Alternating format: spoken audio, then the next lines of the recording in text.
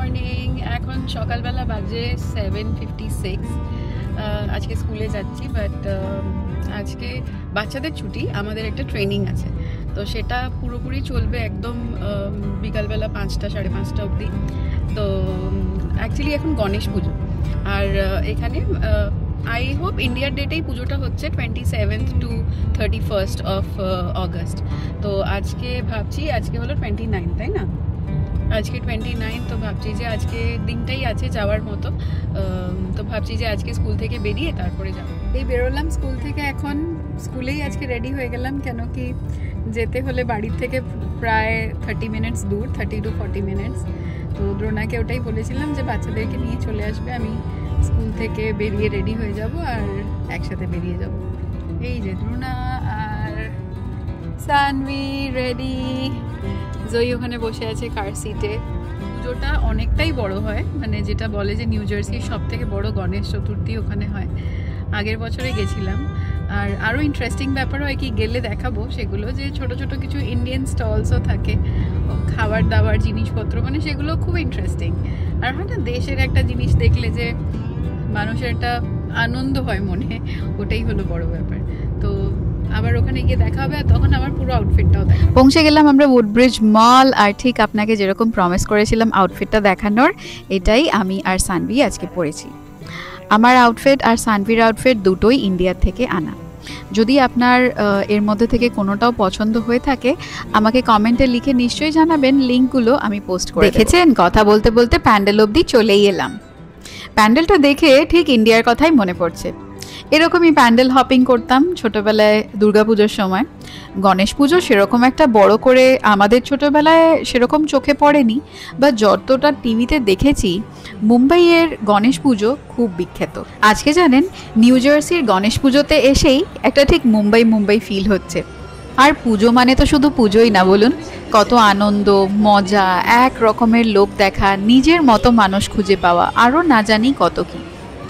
এই সব আশেপাশে স্টলগুলো দেখতে দেখতেই আমরা আস্তে আস্তে এগিয়ে যাচ্ছি ঠাকুর দেখার উপলক্ষে। তাহলে চলুন হাঁটতে হাঁটতে এই পুজোর প্যান্ডেলের ভেতরে কয়েকটা স্টলও দেখে নেওয়া যাক। এই সামনে যে স্টলটা দেখছেন, এখানে কিছু ইন্ডিয়ান স্ন্যাক্সের ফ্রি স্যাম্পল দিচ্ছে। এখান থেকে একটা এই যে খাস্তা কচুরি যেগুলোকে বলে, রেডি টু ইট কচুরি, এইগুলো আমার এতই ফেভারেট, এইগুলোর স্যাম্পল দিচ্ছিল। খেতে এত সুন্দর যে যাওয়ার সময় ভাবছি একটা প্যাকেট নিয়ে যাই, কি বলুন? একটা ব্যাপার কি জানেন, যখন আমরা দেশে থাকি আর নিজের মনের মতো খাবারগুলো হাতের সামনে সব সময় পেয়ে যাই, তখন না ওগুলোর অতটা ভ্যালু করি না। বাট যখন এমন একটা জায়গায় থাকি যেখানে হাতের সামনে এইসব খাবার দাবার পাওয়াটা একটু ডিফিকাল্ট হয়ে যায়, তখন একটা ছোট্ট জিনিস পেলে যেন অনেক আনন্দ লাগে। আজকে আমাদের ব্যাপারটাও ঠিক সেরকমই। এখানে দেখছিলাম লক্ষ্মী ব্র্যান্ড থেকে একটা গিফট হ্যাম্পার দিচ্ছে সবাইকে, একটা কিউআর কোড স্ক্যান করলেই। এই ব্যাগের মধ্যে ওদের একটা ফ্রি স্যাম্পল ছিল, অ্যাকচুয়ালি দুটো স্যাম্পল ছিল, একটা ছোট্ট বাসমতি রাইসের পাউচ আর একটা সেম ব্র্যান্ডের চা পাতার পাউচ। পাশে দেখতে পাচ্ছেন এই টাটা টি এর একটা স্টোর রয়েছে, এখানে মানুষকে চা বানিয়েও খাওয়াচ্ছে, আর সাথে সাথে মানুষ চায়ের পাতা কিনে নিয়ে যাচ্ছে। আমেরিকায় এসে একটা জিনিস বুঝলাম, মানুষ এখানে শুধুই কফি খায়। চা শুধু ইন্ডিয়ান বা বাংলাদেশি বা যারা চা খেয়ে অভ্যস্ত তারা ছাড়া এখানে খুব একটা চাটা জনপ্রিয় না। মানে রাস্তায় বেরিয়ে আপনি যে কোনো কফি শপে গিয়ে চা খাবেন, that is not possible, other than green tea, jasmine tea. সেসব খেয়ে কি আর আমাদের মন ভরে বলুন? আমার তো দুধ চা চিনি দিয়ে না হলে একদমই মনে পোষায় না।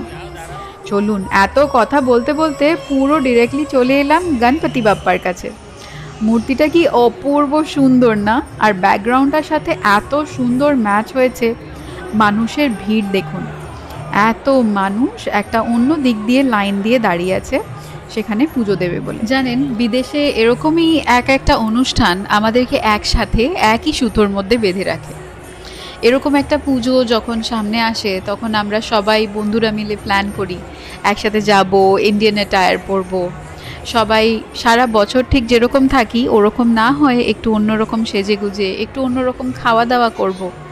তারপরে হয়তো ইন্ডিয়ার কিছু জিনিস ধরে ছুঁয়ে দেখতে পারবো। এটাই মনে প্রচণ্ড রকম আনন্দ দেয়, আর আনন্দটাই তো সব কিছু।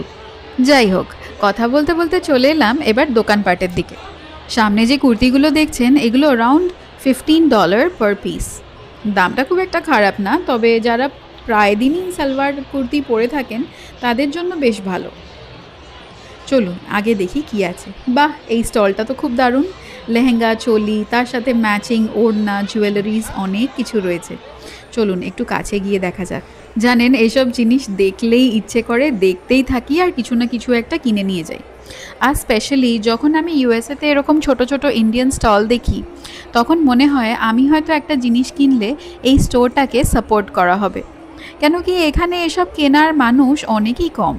হ্যাঁ, বলতে পারেন এখানে যত মানুষ এসছে সবাই ইন্ডিয়ান, বাট জানেন তো, যেরকম ইন্ডিয়াতে কোনো স্টোর থাকে বা আপনার দেশে কোনো নর্মাল লোকাল জিনিস পাওয়া যায় আর সবাই সেগুলোকে কিনতে যায়, বিদেশে কিন্তু ওরকম না। এরা একটা ছোট ছোট বিজনেস হোস্ট করে, আর সেখানে যদি আমি কিছু কন্ট্রিবিউট করতে পারি তাহলে বেশ ভালোই লাগে।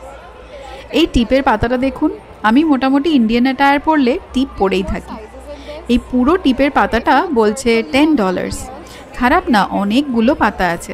ভাবছি আজকে এটাই নিয়ে যাই।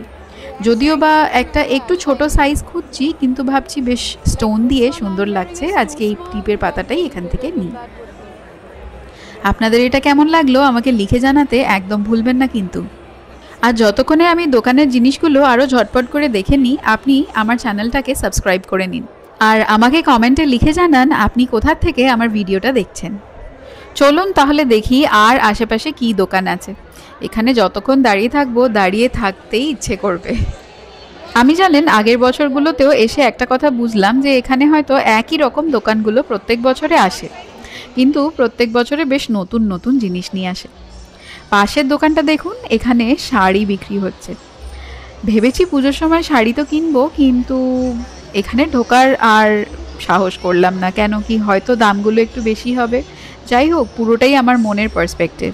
আর এখানে এই দাদা প্রচণ্ড হাসির একটা কথা বললেন, মাত্র $10 সব কিছু নিয়ে যান। কিন্তু আমার এখান থেকে সেরকম একটা নেওয়ার কিছুই ছিল না। চলে গেলাম সামনে। এই দোকানটা দেখুন, এর ব্লাউজগুলো আমার কিন্তু বেশ ভালো লেগেছে। এই গ্রিন ব্লাউজটা দেখছেন ওপরে, এই গ্রিন ব্লাউজটা আমার বেশ ভালো লেগেছে, আর কাপড়টাও খুব ভালো। এর ম্যাচিং আমার কাছে কোনো শাড়ি নেই, না হলে কিন্তু এই গ্রিনটা আমি নিয়ে যেতাম। এটা যদি রেডের ওপর হতো তাহলে আমার একটা শাড়ির সাথে প্রচণ্ড রকম ম্যাচিং হতো। চলুন আগে দেখা যাক। দেখছেন সবার কাছেই একটা ওই লক্ষ্মী ব্র্যান্ডের ব্যাগ কিন্তু আছে। ওই কাউন্টার থেকে সবাই কিউআর কোড স্ক্যান করে সবাই কিন্তু একটা ব্যাগ পেয়েছে। এই ব্যাগটা মেলায় এসে বেশ কাজের, যা জিনিস কিনবেন সব এটার মধ্যেই চলে যাবে। এরকম একটা জায়গায় এলে একটা ব্যাগ সাথেই নিয়ে আসা উচিত বলুন, না হলে হাতে হাতে জিনিস নিতে গিয়ে কত জিনিস কত জায়গায় পড়ে যায়। সালোয়ার কামিজটাও বেশ সুন্দর লাগছে। জানি না কেন আজকে গ্রিন কালার আমার চোখে প্রচণ্ড রকম পড়ছে। আর এই দোকানটা দেখুন, লাস্ট ইয়ারও যখন দেখেছিলাম আমার মনে ধরেছিল একটা জুতি কিনবো এখান থেকে। আর এই যে আমাদের ফেমাস গন্নু ভাইয়া এখানে বসে আছে। এই যে টয়টা দেখছেন রাইট সাইডে, এটা হলো মোদি টয়েজের একটা স্টোর। পুজোতে ঘোরা হলো, ঠাকুর দেখা হলো, মেলাও ঘোরা হলো, এরপর খাওয়া দাওয়া না হলে তো পুজোটা ঠিক কমপ্লিট হবে না। তাই আমরা চলে এলাম ওয়াডিলালের স্টোরে। এখানে এসে আমরা দুটো কুলফি কিনে নিলাম। একটা হলো ম্যাঙ্গো কুলফি আর একটা পিস্তাচু কেসার কুলফি। জানেন, আস্তে আস্তে ওয়াডিলাল আমাদের ফ্যামিলির একটা ফেভারিট ব্র্যান্ড হয়ে উঠছে। এখানে কুলফিগুলো সত্যি খুব দারুণ খেতে। আর তার সাথে সাথে ওয়াডিলালের কিছুদিন আগে একটা সিঙ্গাড়াও আমরা ট্রাই করলাম, ওটা ছিল চিলি পনির সিঙ্গাড়া, সত্যিই খুব ভালো টেস্ট ছিল। যাই হোক, প্যান্ডেলের বাইরে এসে আমরা আইসক্রিমগুলো খেতে শুরু করলাম। চলুন এবার তাহলে প্যান্ডেলের বাইরে যে খাবার স্টলগুলো লেগেছে এগুলো আপনাকে একটু ঘুরে ঘুরে দেখাই। সত্যি এই ইন্ডিয়ান চাট স্টলগুলো এই পুজোটাকে পুরো কমপ্লিট বানাচ্ছে, একদম যেন ঠিক মুম্বাই ফিল। সামনেই পাওভাজি, আর পাওভাজি রিপ্রেজেন্ট করে মুম্বাইকে। তাই জন্য আমি দেখতে পাচ্ছি যে এই স্টলেই যেন মনে হচ্ছে সব থেকে লম্বা লাইনটা। চলুন আরও দেখি কি কি পাওয়া যায়। একটা ব্যাপার কি নোটিস করলাম জানেন, যে এখানে প্রত্যেকটা স্টল ভেজ ফুড দিচ্ছে। হ্যাঁ, হয়তো এটা পুজোর সাথে রিলেটেড, তাই জন্য এখানে সবই ভেজিটেরিয়ান খাবার দাবার। যাই হোক, এখানে আপনি দাঁড়িয়ে খান বা এখান থেকে কিছু পার্সেল করে নিয়ে যান। কিছু চানাচুর জাতীয় নোনতা জিনিসও আছে যেগুলো ড্রাই আপনি বাড়ি নিয়ে গিয়ে রেখে খেতে পারবেন। ইন্ডিয়ান ফেস্টিভ্যাল গান বাজনা ছাড়া পুরোই হয় না, সেই জন্য আমরা চলে এলাম ঠিক প্যান্ডেলের পাশেই একটা ছোট্ট স্টেজ বানিয়ে। এখানে বেশ বাচ্চারা বড়রা পারফর্ম করছে ইন্ডিয়ান মিউজিকের সাথে। এইটা করে পুজোটা আমাদের যেন মনে হচ্ছে পুরোপুরি একটা ইন্ডিয়ান পুজোর এক্সপিরিয়েন্স, আর পুরোটা একটা কমপ্লিট প্যাকেজ অফ হ্যাপিনেস। বেশ খানিকক্ষণ দাঁড়িয়ে দাঁড়িয়ে এই ডান্সটা দেখার পর তারপর আমরা বাড়ির উদ্দেশ্যে রওনা দিলাম। আজকের দিনটা বেশ ভালোই কাটলো। আপনাদের কেমন লাগলো আমাকে লিখে জানাতে একদম ভুলবেন না। ভালো থাকবেন, সুস্থ থাকবেন, আবার দেখা হবে আপনার সাথে পরের ব্লগে।